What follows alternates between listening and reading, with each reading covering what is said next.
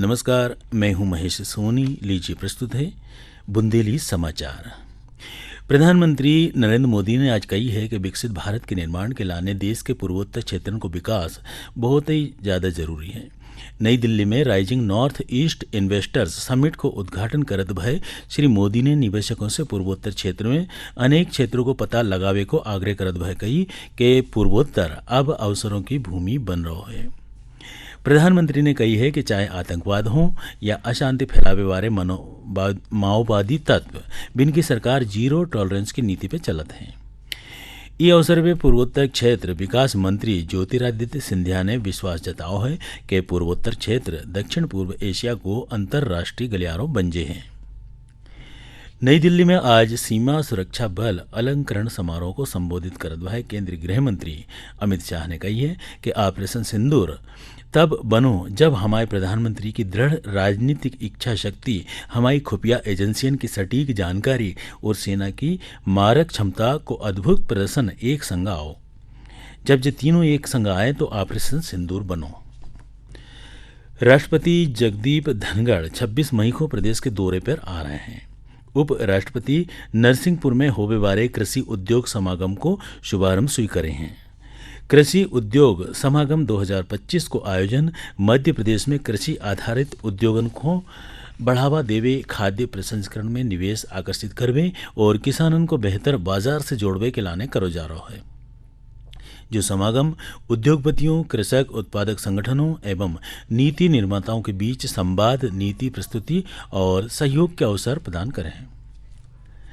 प्रधानमंत्री नरेंद्र मोदी 25 मई रविवार को आकाशवाणी पे मन की बात कार्यक्रम में देश और विदेश के लोगों के संग अपने विचार साझा कर रहे हैं।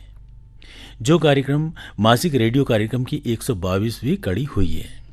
लोग अपने विचार और सुझाव टोल फ्री नंबर 1800117800 के जरिए प्रस्तुत कर सकते हैं। वे अपने सुझाव नरेंद्र मोदी ऐप या MyGov ओपन फोरम के जरिए भी साझा कर सकते हैं। पिछले 2 सालन में अग्निपथ योजना के तहत भर्ती करे गए लगभग 3000 अग्निवीरन ने ऑपरेशन सिंदूर में आगे बढ़ के नेतृत्व करो। अग्निवीरन में से अधिकतर 20 साल के युवा हते, जिनने पाकिस्तान के मिसाइल और ड्रोन हमलों से भारत के सैन्य प्रतिष्ठानों की रक्षा करी।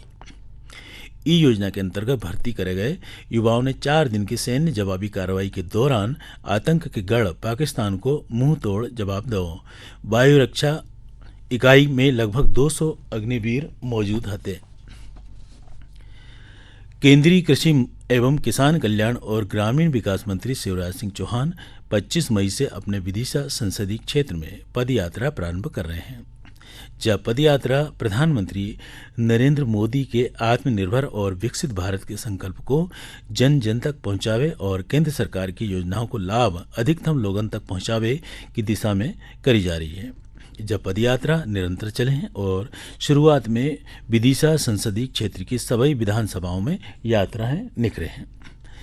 प्रदेश में स्वच्छ भारत मिशन 2.0 शहरी के अंतर्गत नगरों में गतिविधियां निरंतर जारी हैं।